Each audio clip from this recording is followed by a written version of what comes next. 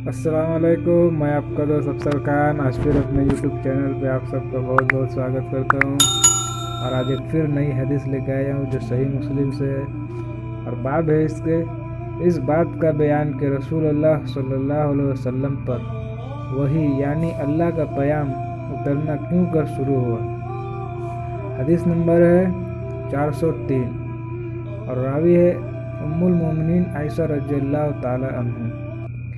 आयशा रज़ियल्लाहु ताला अन्हा से रिवायत है, इन्होंने कहा, पहले पहल जो वही रसूलुल्लाह सल्लल्लाहु अलैहि वसल्लम पर शुरू हुई वो ये थे कि आपका ख्वाब सच्चा होने लगा। तो आप जब कोई ख्वाब देखते वो सही की रोशनी की तरह नमूदार होता। फिर आपको तन्हाई का शौक़ हुआ। आप हिरा के गार में अकेले तशरीफ़ रखते, वहाँ इबादत किया करते कई रातों तक और घर में ना आते, अपना तोसा साथ ले जाते।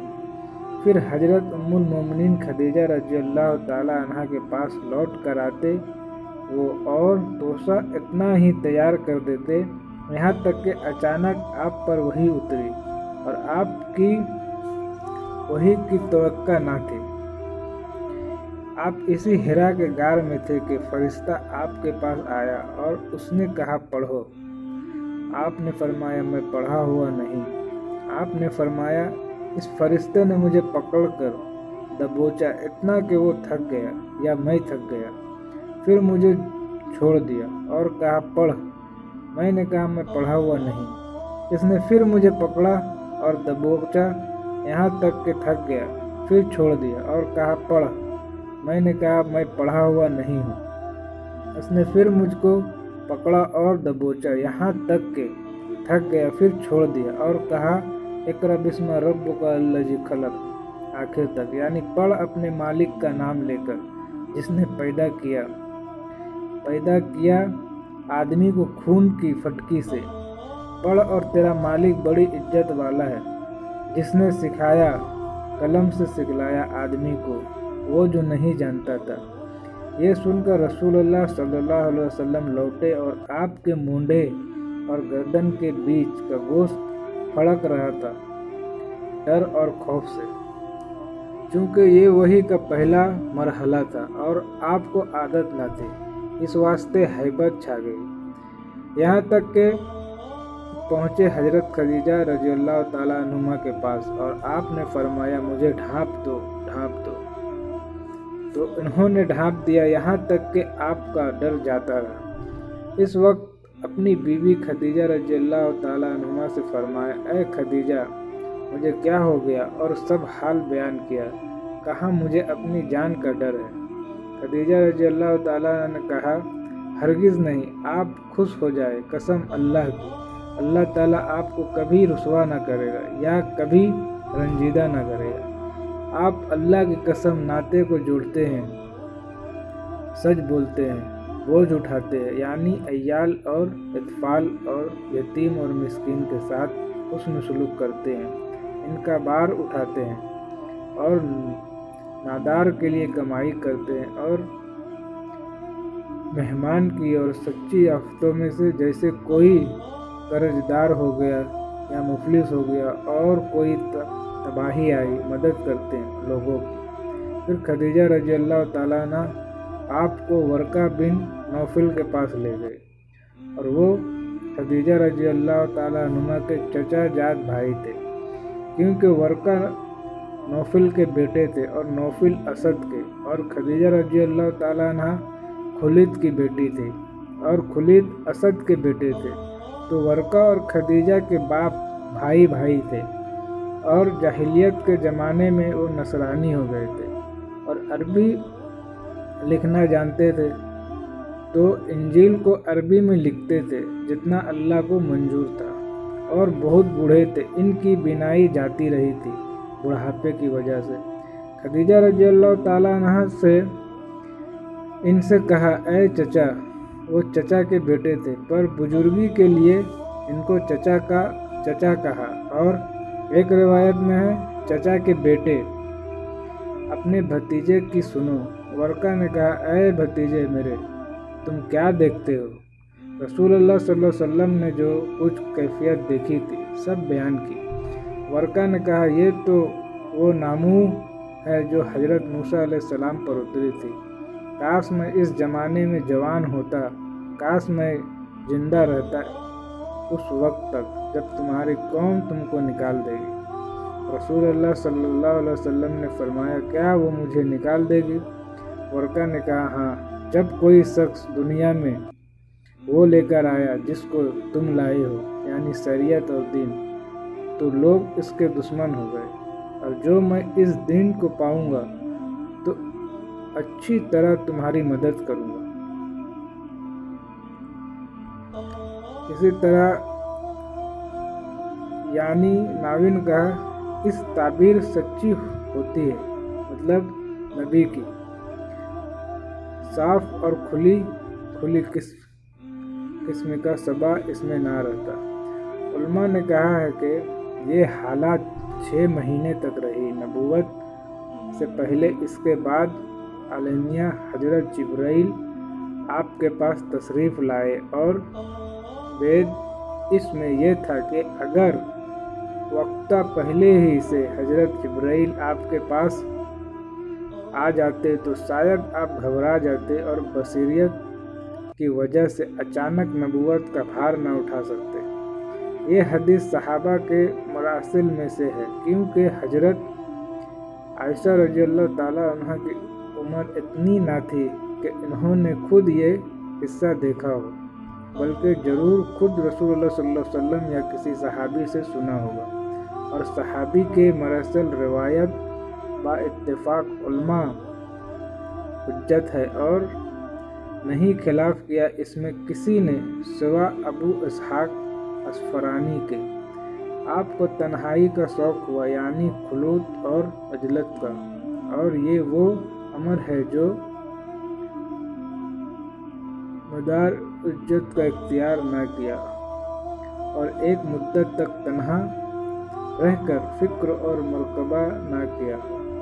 और ये वजह इसकी ये है कि तन्हाई में फ़िक्र खूब होता है, क्योंकि दिल खाली होता है।